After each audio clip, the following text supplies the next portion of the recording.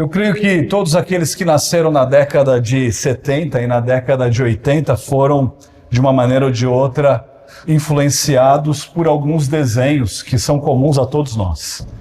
E existem alguns desses desenhos que nós chamamos de desenhos clássicos, justamente porque fazem parte dessa época em que nós éramos pequenos.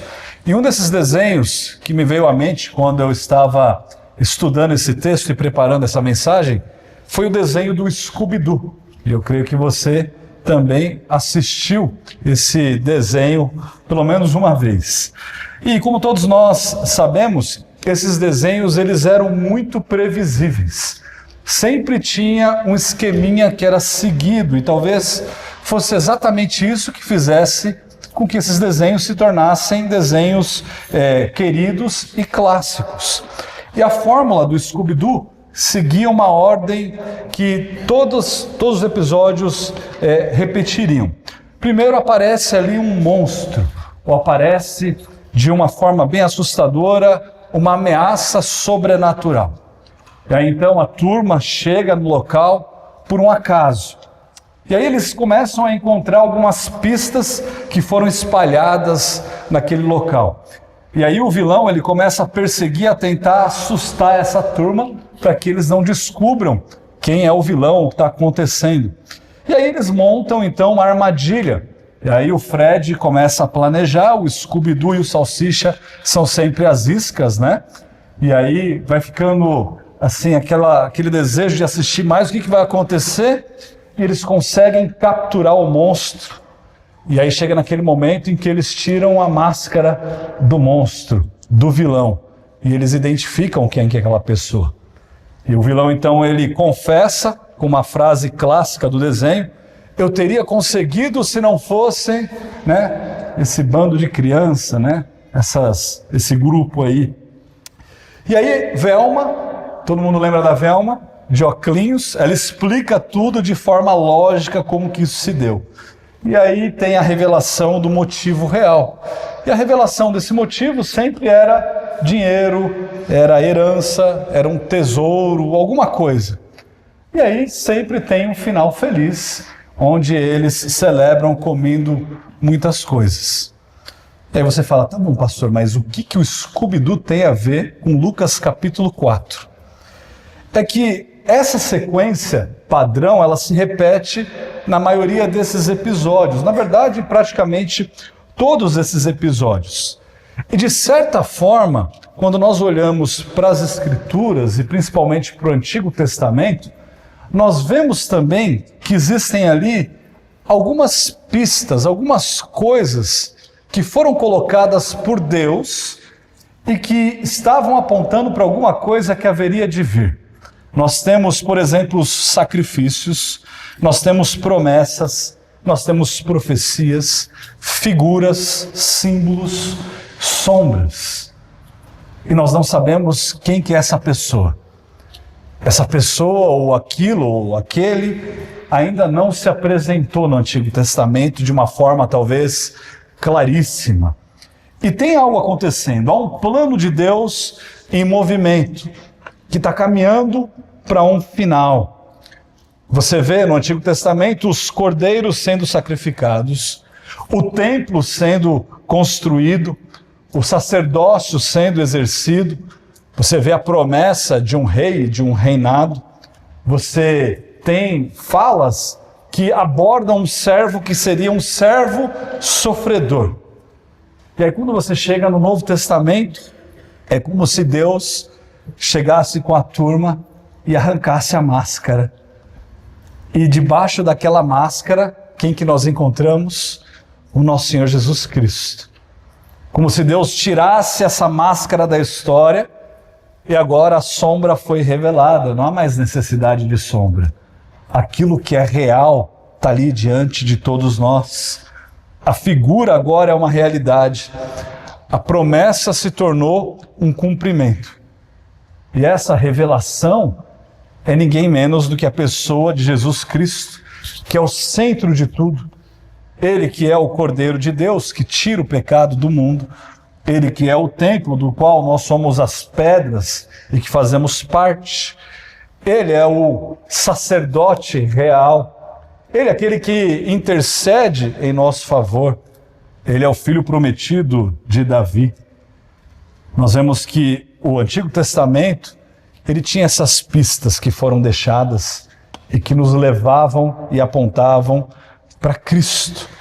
E Cristo se manifestou.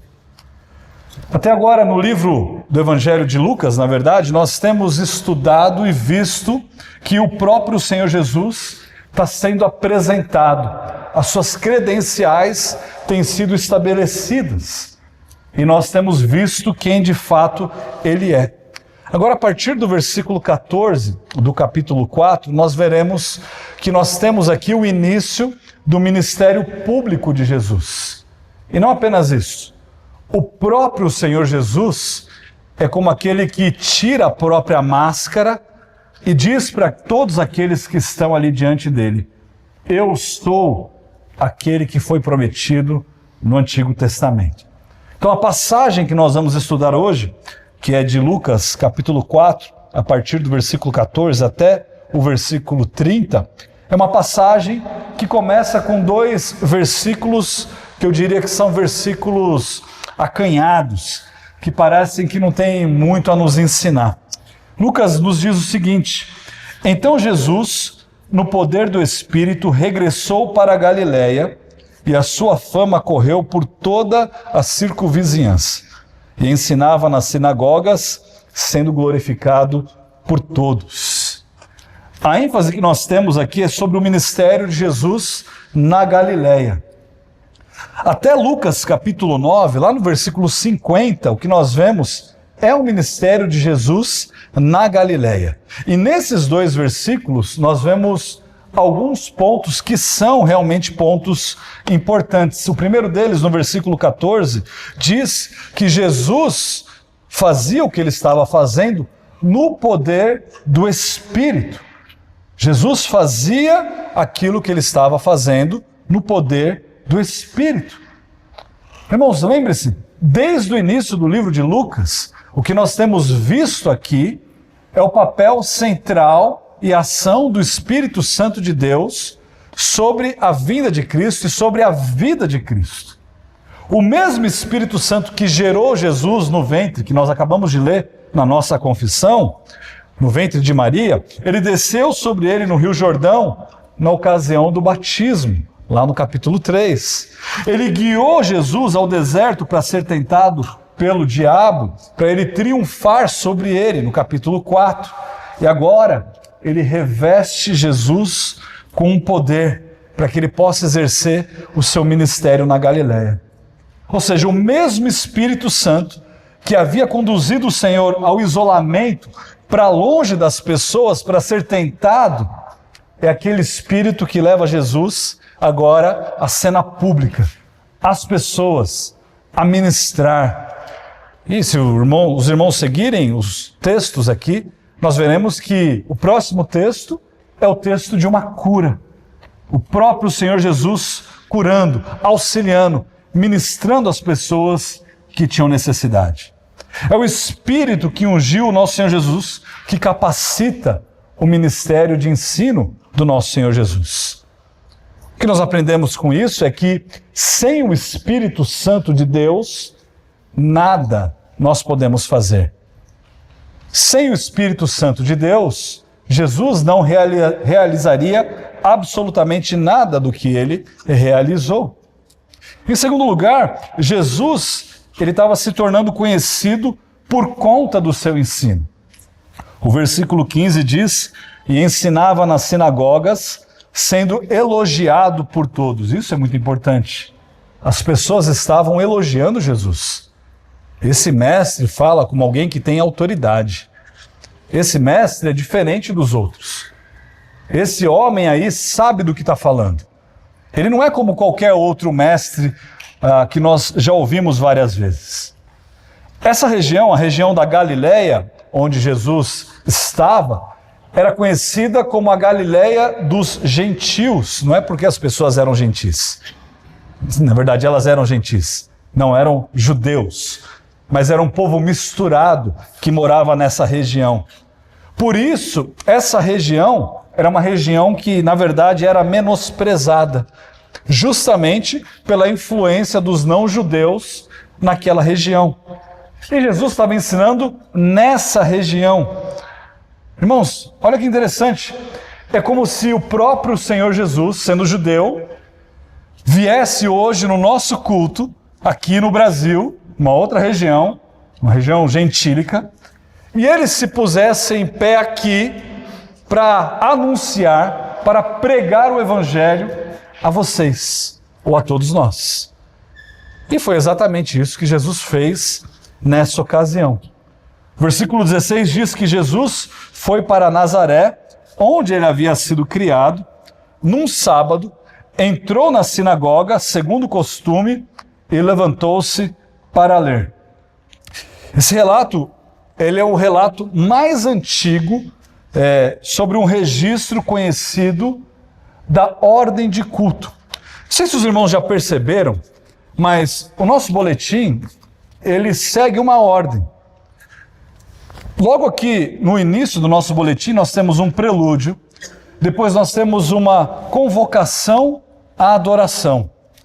Aí nós teremos aqui os cânticos ou as músicas, depois a confissão de pecados, uma oração de confissão de pecados e de perdão, reconhecimento de perdão de pecados, depois louvor, depois nós temos oração de intercessão, ofertas, leitura de um símbolo de fé, outro louvor, depois o sermão, depois nós louvamos a Deus, oramos encerrando e temos um pós-lúdio.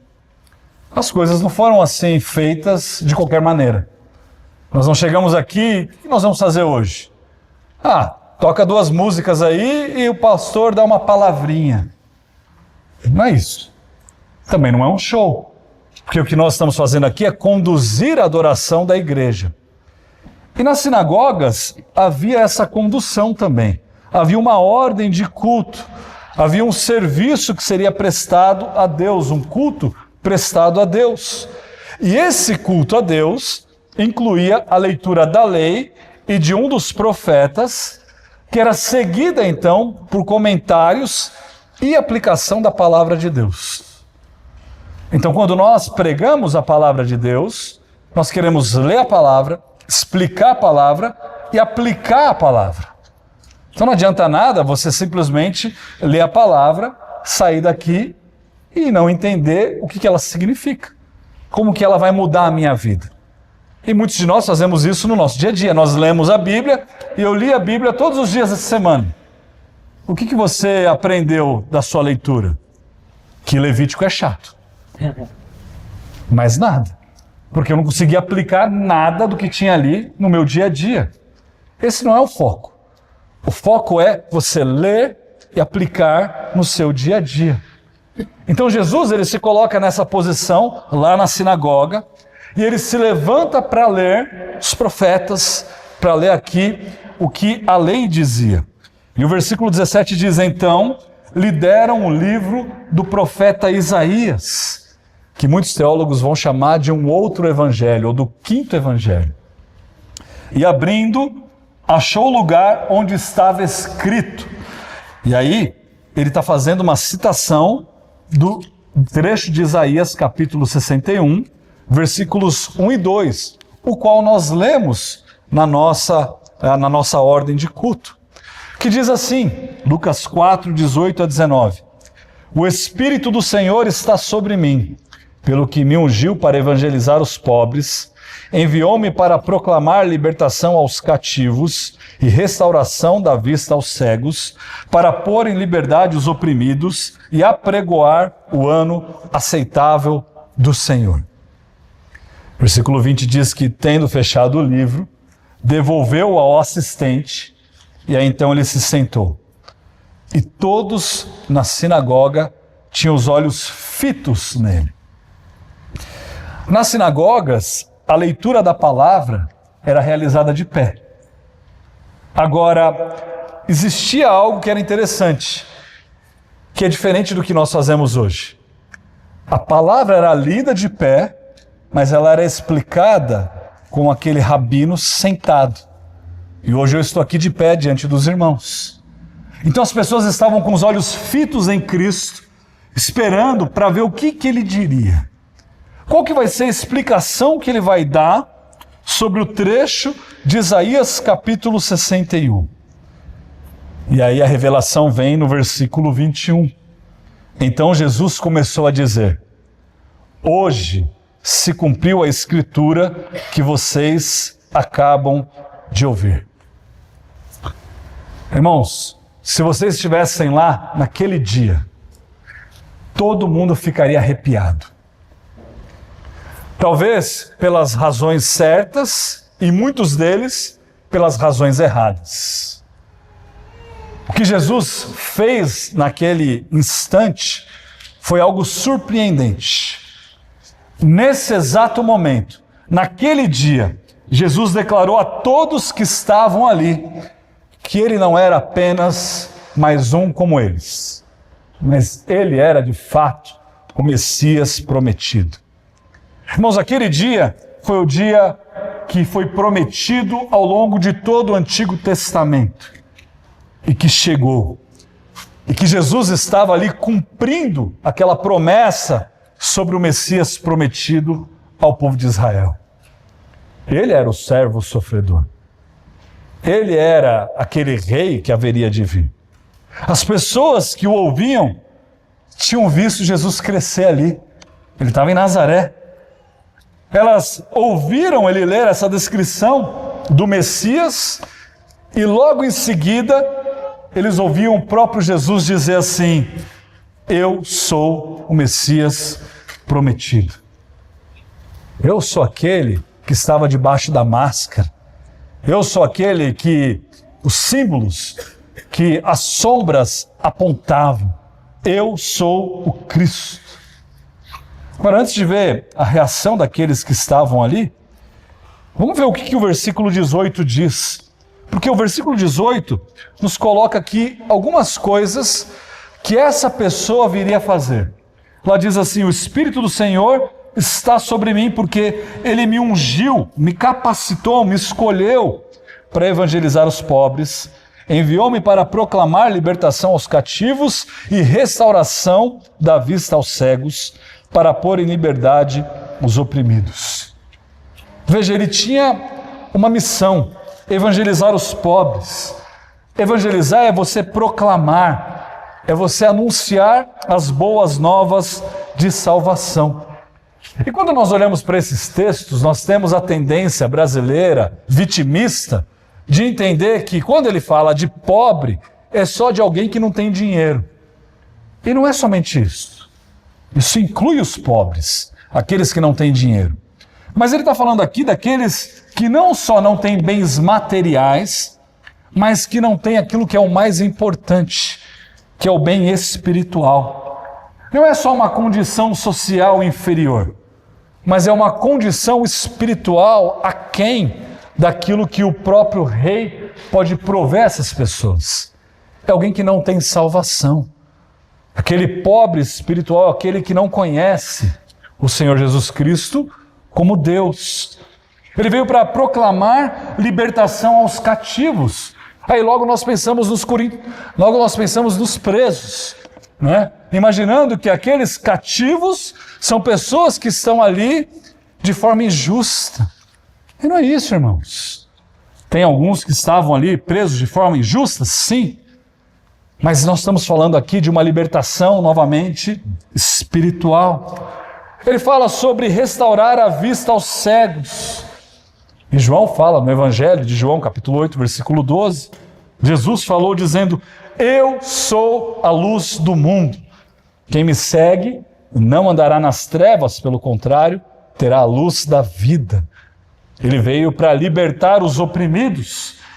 E nesse mundo que nós vivemos, opressão diz respeito à política. E não é só isso, irmãos.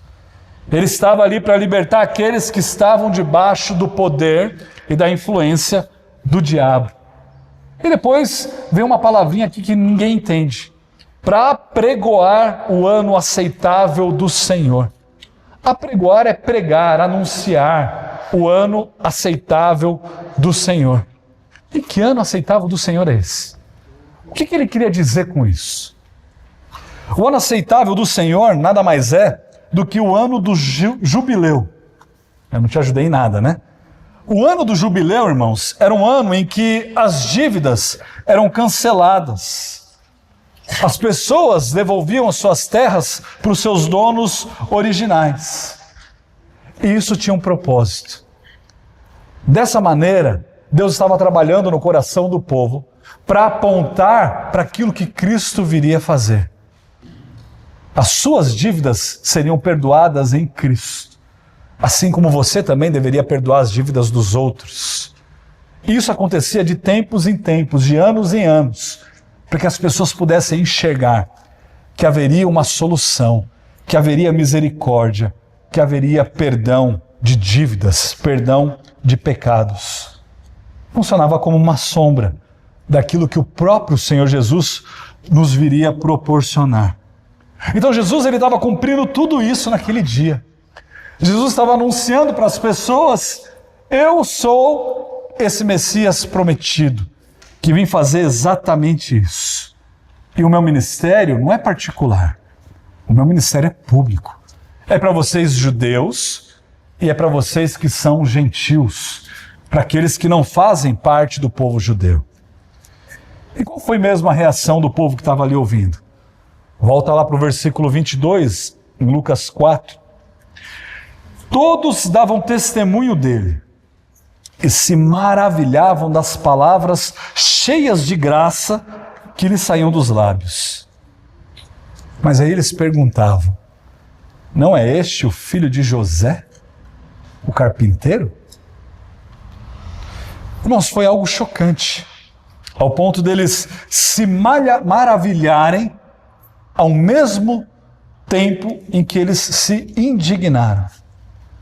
Porque eles começaram a olhar coisas tão belas, profundas, ousadas, e aí falar assim: mas espera aí, ele cresceu com a gente, ele é o filho de José, ele desde criança está aqui brincando na rua conosco, com os nossos filhos.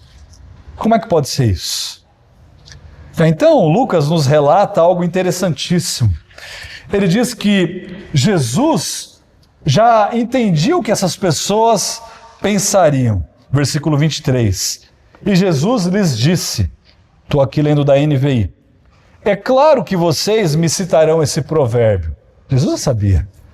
Médico, cura-te a ti mesmo. Faze aqui em tua terra o que ouvimos que fizeste em Cafarnaum.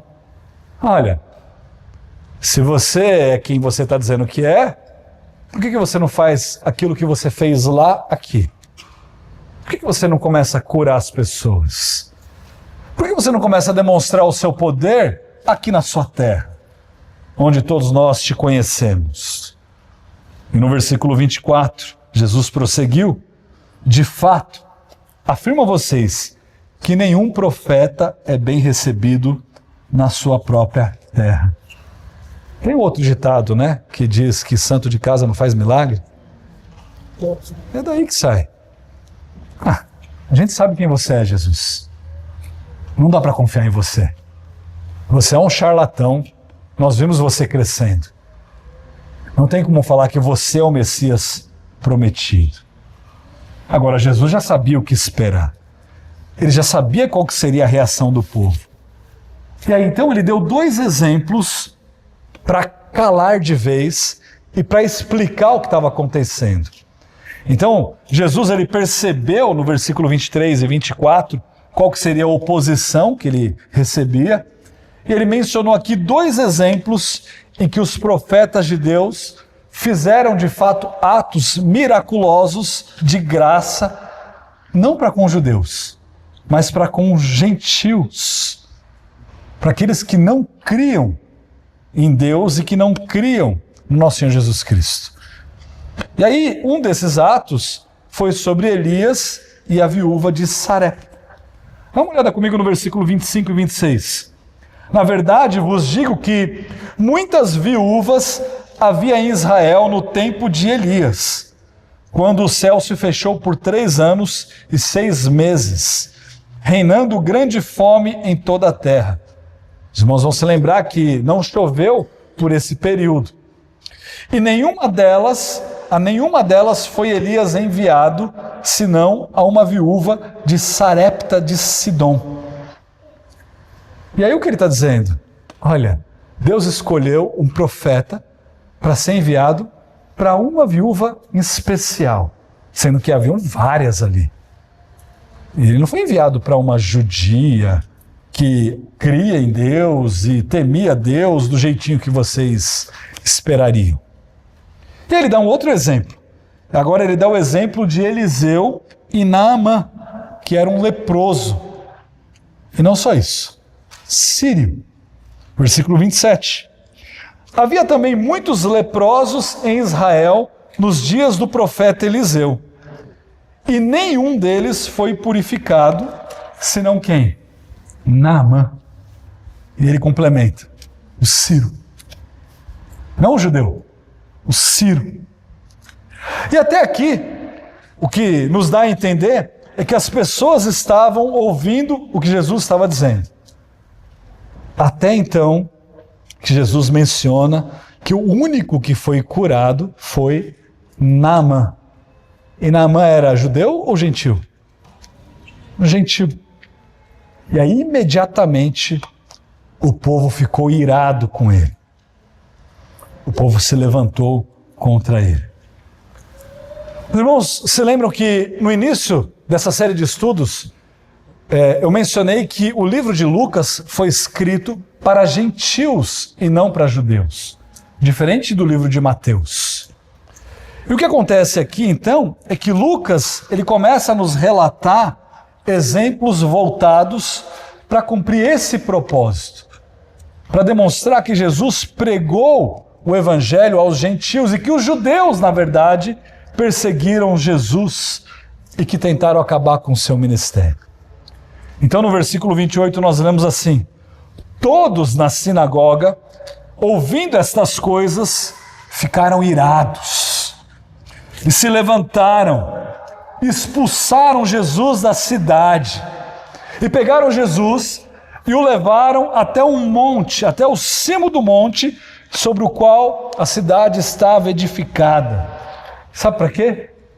Para jogar Jesus de lá. Para jogar Jesus lá de cima do monte.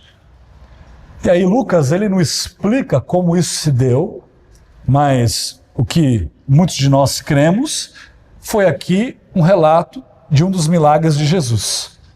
Versículo 30. Jesus, porém, passando por eles, retirou-se. Jesus simplesmente passou pelo meio deles e se retirou. O teólogo R.C. Sproul, ele nos diz algo sobre esse acontecimento. Ele fala assim: irmãos, esta é a pedra que os construtores rejeitaram. Jesus, ele veio para os seus, mas os seus não o receberam. Ele voltou para casa para pregar e inicialmente ficaram impressionados, depois eles ficaram enfurecidos e a congregação se levantou em rejeição a Cristo. Eles tentaram tirar a sua vida, mas de forma milagrosa Jesus apenas passou pelo meio deles e saiu da cidade de Nazaré. Pelo que nós podemos discernir do restante do Novo Testamento, parece que Jesus nunca mais pisou em Nazaré.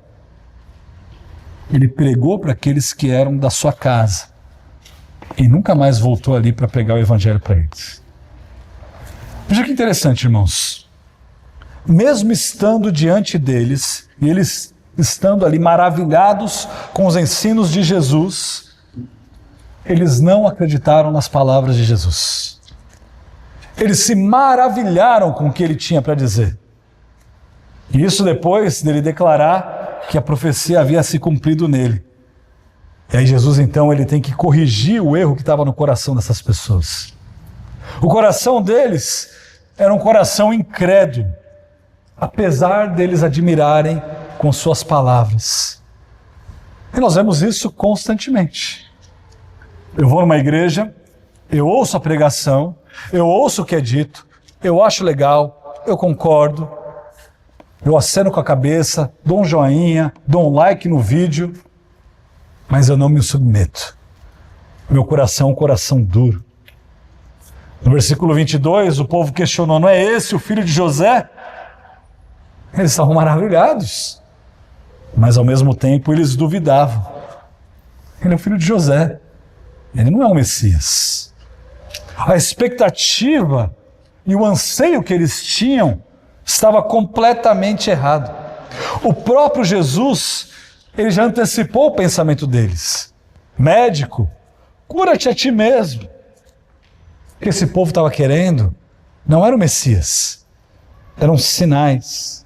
Eles queriam que Jesus provasse que ele era, não crendo nas suas palavras, com o ensino que não tinha erro, mas sim com milagres. E aí Jesus então cura e corrige essa visão deles com esses dois exemplos que nós vimos há pouco. Irmãos, o ponto é que Jesus, ele era de fato o Messias prometido. E a graça de Deus, ela não estava limitada às expectativas e aos anseios dessas pessoas, bem como ela também não está limitada ao seu anseio ou à sua expectativa sobre Deus. Porque você prova Deus e testa Deus constantemente. Porque Deus, se você for Deus, você vai fazer isso para mim. E aí você tem a sua prerrogativa. Você fala o que você quer. Quem que você pensa que você é? Quem que é Deus aqui? Você ou ele? Deus muitas vezes, ele age de forma que nós menos esperamos. E foi exatamente assim que ele se revelou.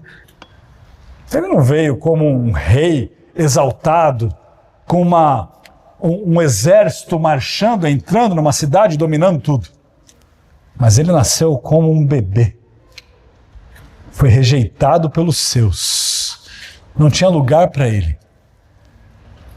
E ainda assim, ele cresceu no meio do povo, sem pecado. Ele anunciou as boas novas, as pessoas o rejeitaram. Ele anunciou na sua terra, e as pessoas ainda tentaram matá-lo. A incredulidade do povo, nesse caso, na verdade, era apenas a comprovação dos sintomas manifestados de incredulidade ao longo de toda a história do povo de Israel. Essa população que estava ali na sinagoga era só uma pequena amostra daquilo que o povo já havia feito e fazia ao longo de toda a história do povo de Israel. Rejeição, coração duro, incrédulo. Nós não queremos aquilo que Deus quer nos dar. Nós queremos ser escravos do pecado. Nós queremos ser escravos do Egito. Nós queremos voltar para a escravidão, porque lá tinha alho poró. Porque lá nós comíamos carne. Porque as coisas lá eram muito melhores. Será? E nós agimos assim. Nós queremos as coisas nos nossos termos. Nós queremos voltar aos nossos pecados. Nós fazemos como aquele cão que vomita e volta ao seu vômito. Nós agimos assim. Veja que esse relato, ele não traz nenhum mandamento explícito aqui. Mas não é por isso que ele nos deixa sem uma exortação. Irmãos, como que nós poderíamos ou responderíamos à declaração de Jesus que ele fez no versículo 21, se nós estivéssemos lá, quando Jesus diz assim: hoje se cumpriu a escritura que vocês acabaram de ouvir. Será que nós responderíamos com fé, crendo que ele era o Messias prometido? A resposta, ela pode ser muito mais óbvia do que nós imaginamos. Como é que você responde à declaração de que Jesus é Deus hoje? Se eu te pergunto, quem é Jesus? Qual que é a resposta que você me dá? Está aí a resposta que você daria. Está aí como que você responderia. Será que você responderia em obediência a Deus? Em fé, em arrependimento, em submissão a Deus? Irmãos, a palavra de Deus sempre exige uma resposta. E a resposta que nós temos para dar, muitas vezes, não é aquela que nós deveríamos dar. Obediência, submissão, fé no nosso Senhor Jesus Cristo. A reação da sinagoga foi aqui um sinal de alerta que todos nós precisamos ter. Observe como que isso se deu. Primeiro eles se maravilham com aquilo que está sendo ensinado. Depois eles começam a questionar. E logo em seguida, eles ficam irados. Tão irados que eles não aguentam. Eles agarram Jesus e começam a levar Jesus agarrado até o topo de uma planície, para jogar Jesus ali daquele monte. Mas qual que é o sinal de alerta? O alerta, irmãos, é que nós podemos também ouvir a palavra de Deus.